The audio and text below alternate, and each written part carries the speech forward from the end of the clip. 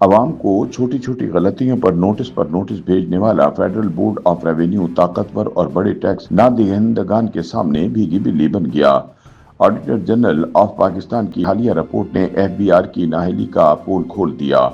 Auditor general کے مطابق F B are کے 1026 بڑے ٹیکس دہندگان سے واجب الادا ٹیکس وصول نہ کرنے کے نتیجے میں قومی خزانے کو 1679 ارب روپے کے خسارے کا سامنا ہے، جبکہ ایف بی آر کی نااہلی اور ٹیکس اہداف کے حصول میں ناکامی کا بوجھ عوام کو بھاری ٹیکسز کی مد میں برداشت کرنا پڑ رہا ہے۔ خیال رہے کہ حکومت کی جانب سے انکم ٹیکس آرڈیننس 2001 کی دفعہ 4C کے تحت 2022 سے 15 کروڑ روپے سے زائد آمدن رکھنے والے ہائی انکم گروپس پر سپر ٹیکس عائد کیا گیا تھا تاکہ اضافی ریونیو حاصل کر کے بجٹ خسارے کو کم کیا جا سکے۔ تاہم آڈٹ رپورٹ میں سامنے آیا کہ ایف بی آر نے نادہندگان کے خلاف نہ صرف بروقت کارروائی نہیں کی بلکہ زیر التوا کیسز کو بھی منطقی انجام تک نہیں پہنچایا، جس کے بعد اربوں روپے کا سپر ٹیکس قومی خزانے میں جمع نہیں ہو سکا۔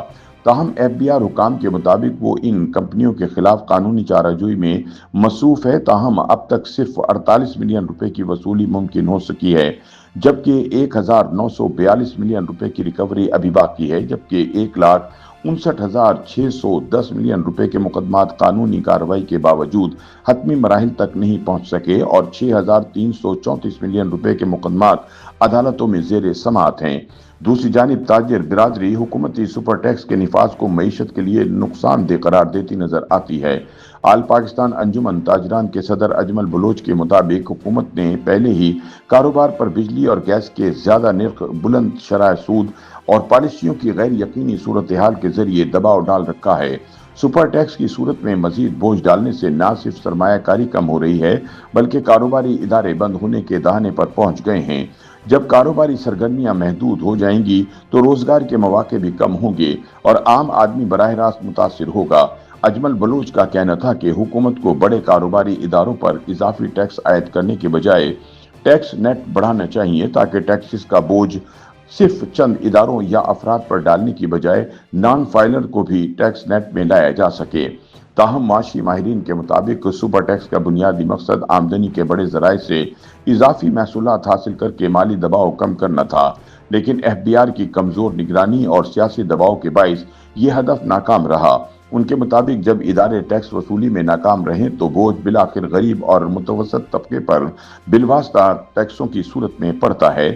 اب بھی سپر ٹیکس کے اہداف کے حصول میں ناکامی کا خمیازہ غریب عوام کو اضافی ٹیکسز کی مد میں بھگتنا پڑے گا۔ ماہرین کے مطابق ایف بی آر کو فوری طور پر بڑے ٹیکس نادہندگان سے واجب الادا رقوم کی وصولی کے اقدامات تیز کرنے چاہیے۔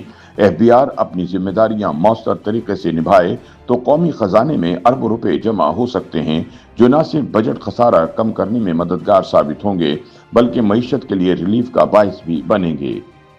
یوٹیوب پر گوگلی نیوز دیکھنے کے لیے youtube.com کی سرچ بار میں googly news T V type کریں۔ گوگلی نیوز کے پیج پر سرخ رنگ کے سبسکرپشن والے بٹن پر کلک کرنا نہ بھولیے۔ یوٹیوب پیج پر اپلوڈ ہونے والی ویڈیوز سے باخبر رہنے کے لیے بیل آئیکن پر کلک کیجیے۔ آپ کو ہر نئی ویڈیو کے بارے میں نوٹیفیکیشن موصول ہو جائے گا۔